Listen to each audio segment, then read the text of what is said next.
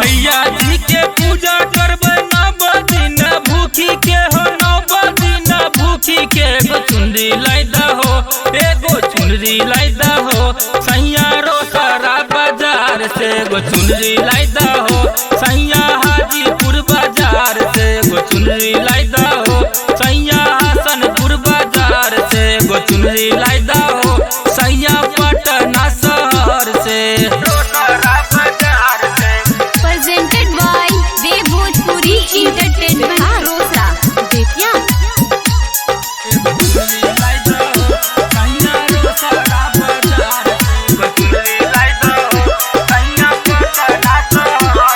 मुँह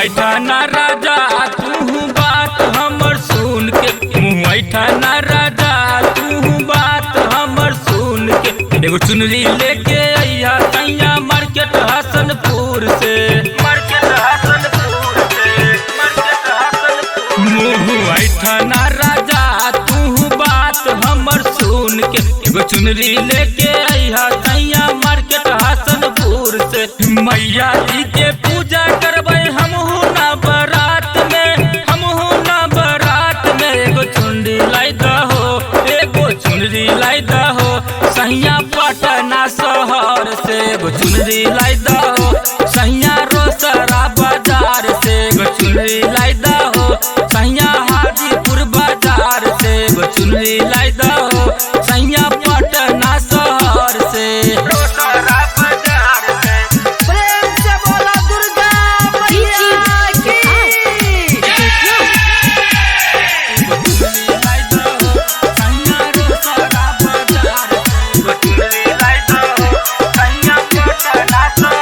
संगम कहै छा नाही बना कन जूस कनिया संगम कहै छा नाही बना कन जूस हो हरिओम सजन मातिया कद हमरा खुश हो सनिया संगम कहै छा नाही बना कन जूस हो हरिओम सजन मातिया कद हमरा खुश हो मैया जी से मांगी लेबै एगो चुनरी लाइदा हो एगो चुनरी लाइदा हो सैया सहरसा बाजार से एगो चुनरी लाइदा हो सैया खगड़िया बाजार से एगो चुनरी लाइदा हो सैया रोसड़ा बाजार से एगो चुनरी लाइदा हो सैया पटना शहर से Recording by Dev Bhojpuri Entertainment Rosa